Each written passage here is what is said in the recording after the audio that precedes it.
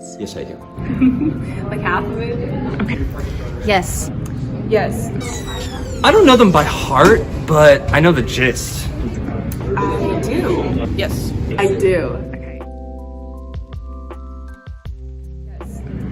You have the right to remain silent. You have the right to an attorney. If you can't afford one will be provided to you. You have the right to remain silent. Anything you say can and will be used against you. You have a right to an attorney. I know like the actual thing, but I can't think of it right now because I'm put on the spot. You have the right to remain silent, and then anything you can or do can and will be held against you. I don't know what that is. The right to remain silent, and anything that I say can and will be used by an officer or agent of the state against me in a court of law. The right to remain silent. Anything you say or do can be used against you in a court of law, and you have the right to an appointed attorney if you can't provide one for yourself. So you have the right to remain silent, a right to an attorney, and anything you say can be used to get you in the court of law.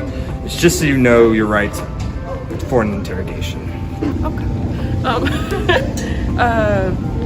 I know it's the right to remain silent. Oh God. Honestly, I know what they are, but I just can't remember how to list them. Okay. I know I have a right to attorney. I have a right to counsel, which just means I'm allowed to not speak before investigated unless I waive those rights. I think it's I have the right to remain silent. Everything that is said that I said will and may be used against me. I have a right. I have the right to get an attorney, or one will be provided for me.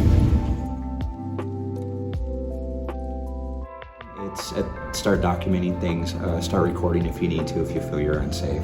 And just make sure that, I don't like the word compliant, but make sure you're aware of what the officer is asking and do what needs to be done to be safe.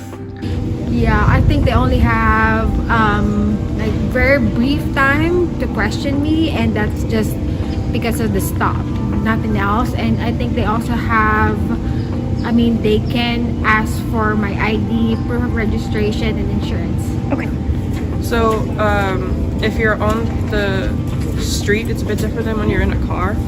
Like on the street, you kind of, it's like more like a one-on-one conversation where you kind of just keep your answers very brief. You don't want to give too much because then they'll ask more questions. So when you're in the car, you basically kind of just roll down your window, wait for the officer, keep your hands visible. Always make sure you have, like, when he pulls you over, like your license, your registration on you, just in case they ask for it. And then just like comply with whatever he has, unless it's like out of the ballpark of what would be normal based off of your stop. You listen to them. Don't make any sudden movements. Pretty much. Yeah, when you're stopped by a police officer, when you're driving, you're supposed to pull over, put your hands on the wheel, just do what they say, listen to them. If they stop you on the street, just be like polite, courteous, like do what they want as long as it's within reason. You know, you're doing something wrong and they're like, hey, I need you to not do that, then you stop doing. And you can ask, why are you stopping me? Like, what have I done? You know, you can always ask, like, what is it that I did? You know, am I being held under arrest? All those things.